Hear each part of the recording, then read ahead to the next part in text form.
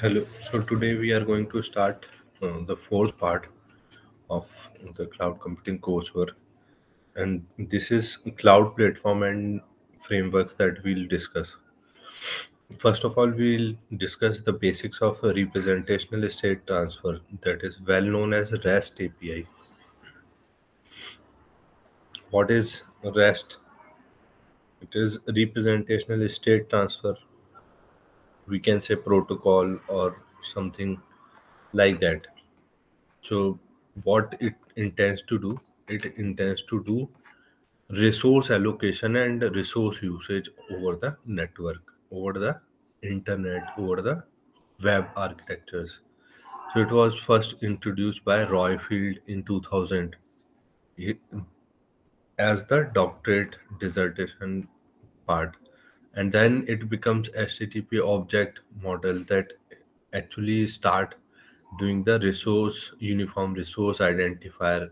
It was started in 1994 by someone else as the uniform resource identifier, and it was said to be HTTP object model means like something object is like resources. Resource could be files, resource could be videos, resource could be whatever you see on the internet, post, tweets. These are the resources, images, videos. So what it intends to do, it intends to do invoke some of the images. For example, if we say from the network through as a web resource, and this will all be done with the help of some fundamental operations that we had seen in the SOAP based web service. So these operations are being fixed in the RESTful. And what are these operations? Get, post. These are for the application state transition phase. Then this will actually transfer it to the next state, and the web page will move to the next state, and this will actually help you do the user friendly. It is basically user friendly. It keeps moving web pages, or you can say some Android app screen moving to another state. Then it is basically web resources are what? Documents, files which are being stored in some URL. Then Web 2.0 has the importance of web resource, and which is actually could be said as abstractly said as generically said as entities or some actions that could be identified with the help of its name, its address, or handled with the help of some of the internet URL or URI, and that could perform better than the older version, Web 1.0. So, this is what Web 2.0 intends to do, and it was being upgraded with the help of web resources. Then, request to the resource URI. So, the response with the payload format in many ways could be like HTML, JSON, or other things. So URI resources could be responded means the output or result could be shown on the web page in the form of HTML, XML, JSON, or other file format like PDF, etc. Then resources give alternate resource state. Response given alternate resource state, like we said, it will move to another state. If you open the PDF, it will start showing PDF. If you start video, so the screen will come up forward, and you'll have only video running on the screen. So this type of hypertext transfer of one state to another happens, that actually show majorly resources. Any doubt or any question?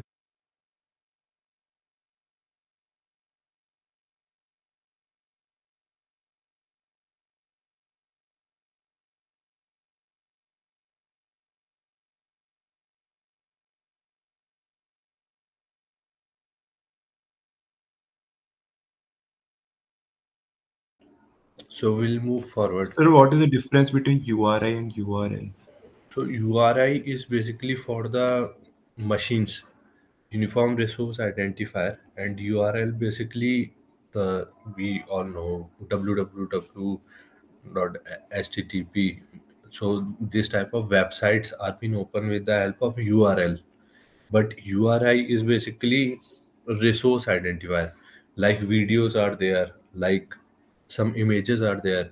In Facebook, you have seen sometimes there's long path was there, and they have very long hash type of thing, means words like 1 2 f x g y, this type of thing, and then it says dot jpg. So that's the actually long uh, long, you can say, hash for storing that image.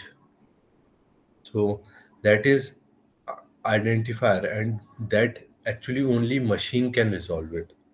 So what does it mean?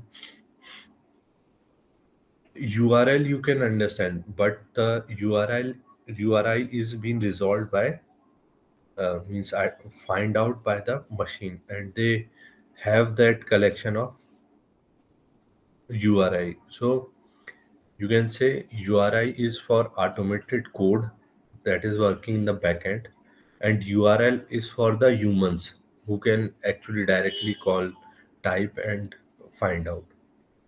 So URI is being resolved by machines. Yes, okay. So then we'll see the REST in more detail. So REST is basically software architecture style that actually defines some set of constraints we use in creating web service. So we have already seen a web service, SOAP based, WSDL based web service. RESTful web service is a new kind of way to create a web service, and it is basically a software architecture, you can say, and that creates a web service. How it creates?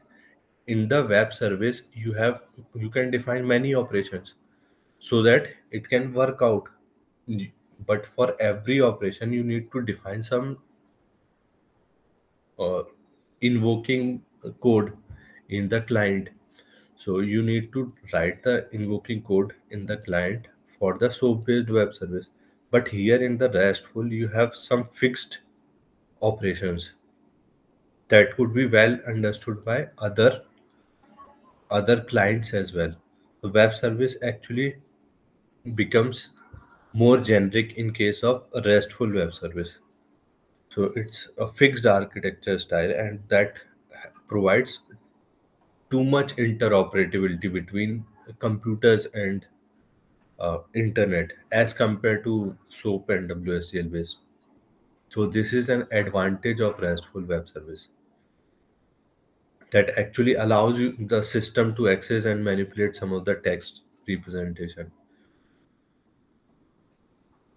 that could actually help you do the uniform and predefined stateless operations.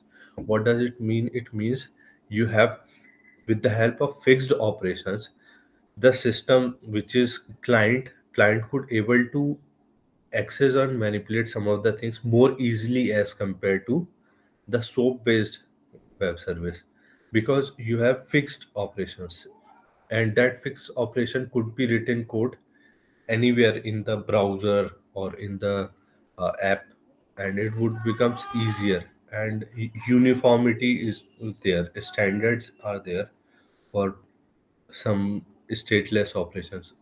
So stateless protocol and standard operation is the part of this RESTful API, and these operations are like HTTP method.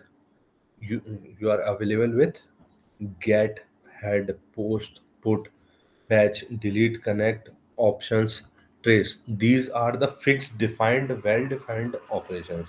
Means here the operation itself is well defined. So this gives more reusability of the older components of RESTful web service, and you can update things without affecting much to the system. Then you can we as we are discussing, soap based web services actually exposes arbitrary set of operation, means you can define your own set of operations.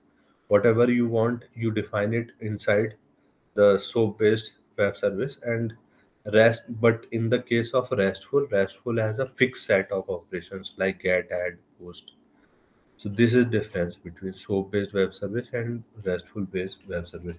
So this means both RESTful API and SOAP based web service has their own importance.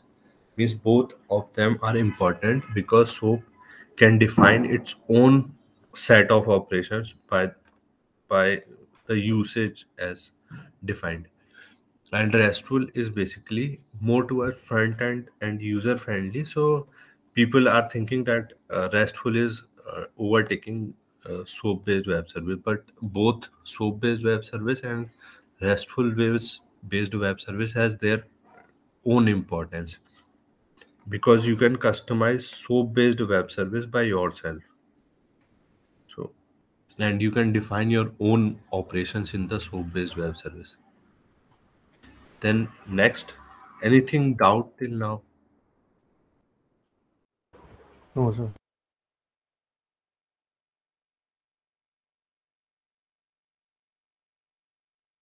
So next we'll see the operations in detail, means one by one we'll see what is get, what is post, what is head, what is delete. Then you'll able to understand these are the fixed set of operations, whereas which is different from the soap based web service. So in soap based web service you can define any set of operations and you have to write your own code. So you need to be technically very sound while using soap based web service. So basically get is the operation that actually have the resource management for retrieving something. Get is used for retrieving something from a URI, and it represent the response of as a new state. So the representation would be done in the form of that resource. If you call out resource of video, then video will come out to your screen and that video will start playing, and that is get operation. It will actually calling to the some URI. Then post. Post means you create something new resource. You create something new resource means you upload your image. You are uploading some video, you are uploading some post. So that actually creates a new resource in the internet, in the backend server. How it will create? It will send a request body, and that automatically creates something, and it will say that you are going to create something, and automatically create thing will start processing, and it will assign you that image will have a resource identifier, means location is being added to that thing, means that image, video, whatever you upload, it will have a fixed location that will be used in the further next step in the URI case for retrieving that. Then put means replace. If you have already put some image or video or something post and you want to modify it, so the resource could have the you have the request body and you want to create something that doesn't exist, that is also possible. If you want to create something that doesn't exist, that could also be possible with the put. But if there is something existing, you can also modify it, means existing thing could be modified. But in case of post, it you cannot modify and you cannot replace the existing resource. So in the put, you actually replace the older resource with the new resource. In patch, you basically update. What does it mean by update? Basically, it gives our instruction that the resource with the request body, that if there is that uh, whatever the changes you want to do, you can do it and modify it. But there may be the resource could be there or not be there. If it doesn't exist, then it will create, the patch will create, but the put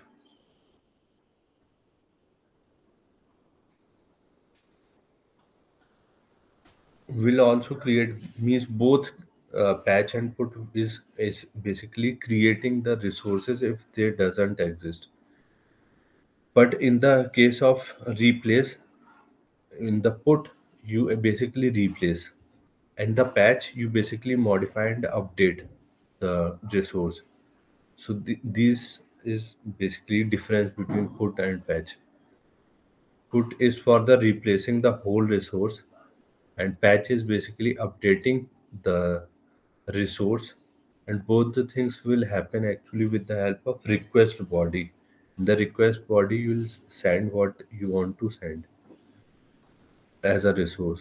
Then delete operation, it basically remove the existing resource that you want to remove, and you basically send a response body for removing, and you send the URI for removing that.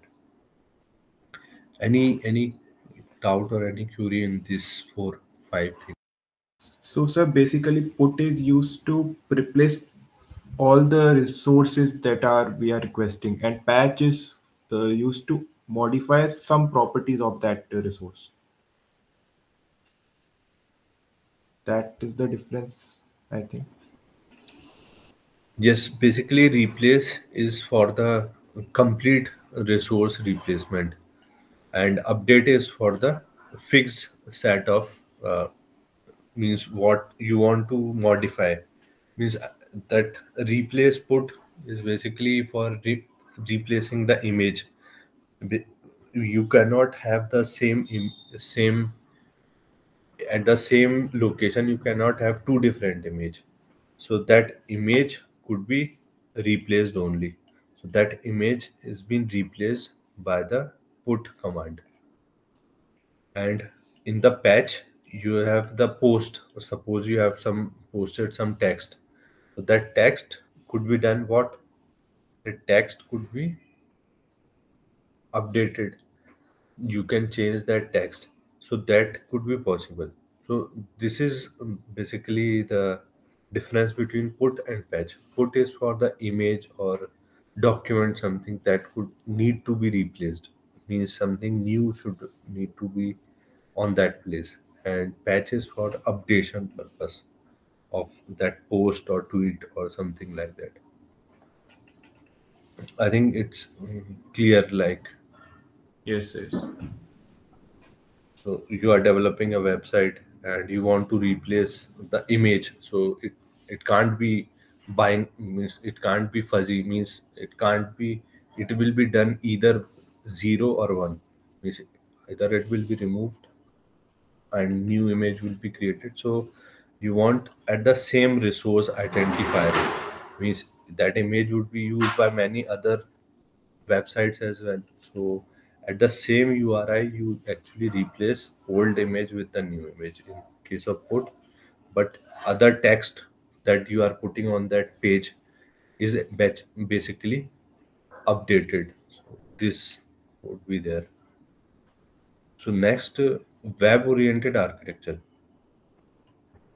Basically, it's a kind of software architecture like SOA.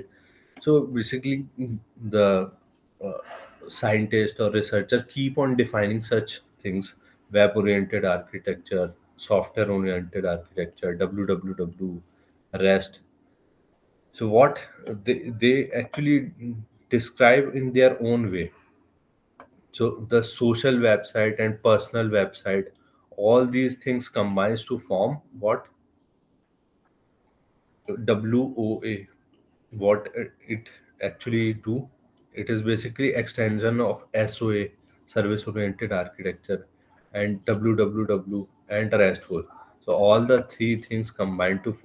REST. All the three things combined to form WOA, web oriented architecture. This is what it's saying, and it's basically uses web protocol like HTTP, HTTPS, and plain XML. And only difference between the traditional SOA and the concept of WA. So in the SOA, basically you use SOAP based, WSDL based protocol, which is based upon XML in the SOA. But in the WOA, you use HTTPS, HTTP, XML, and you can have JSON or other communication medium as well. Basically, what they are saying that web-oriented architecture is much bigger and more abstracted form of service-oriented architecture. So the WOA basically supports the REST API-based system, which can work over as a method for the HTTP on the over the HTTP as a web service. So WOA basically supports RESTful APIs. So what are these? These are basically methods. Method means operations. So these are said to be HTTP methods. Get, post, put, fetch, and delete are basically method, and these are basically operations for the resource management.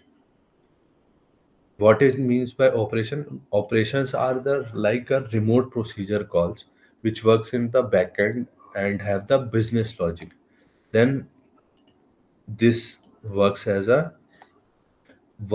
web-oriented architecture supports these REST operations, REST methods over the HTTP like a web service. So this becomes better.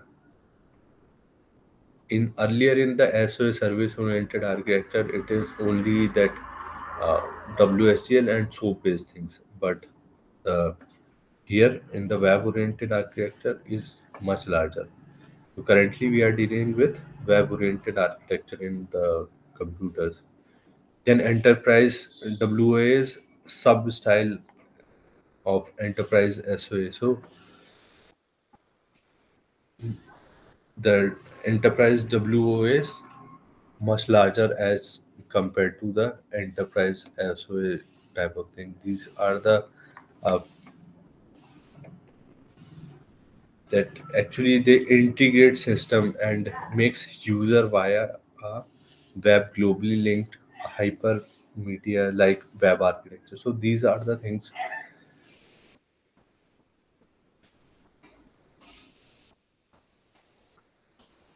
WA is trying to copy the style of the SOA, and it is sub style means they have SOA has the fixed style of WSDL and so based things, but WOA is larger in as compared to the SOA,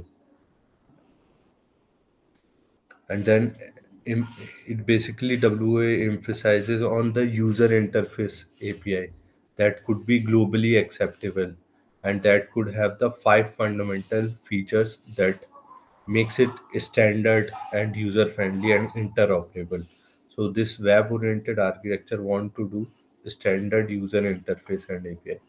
So it basically identify resources like we have discussed with these method manipulation of resources through some representational things. Then self descriptive message are there, means they can describe themselves like images are there, like videos are there, so they are explainable to themselves as well. You don't need text. And these hyper medias are there for engine which is working in the backend for the application state transfer. So in the backend server actually transfers from one state to another with the help of hypermedia, means The high quality web pages are there which actually contains multiple windows, and that actually shows different states. So you have the application neutrality with this all these things. So these are the advanced form of web oriented architecture and the standard form of five standard way to manage web oriented architecture. And any query or doubt, or we'll proceed.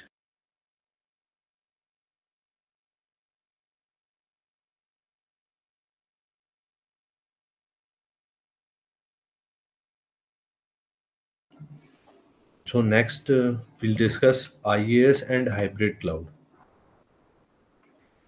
in the next part. So we'll finish over here.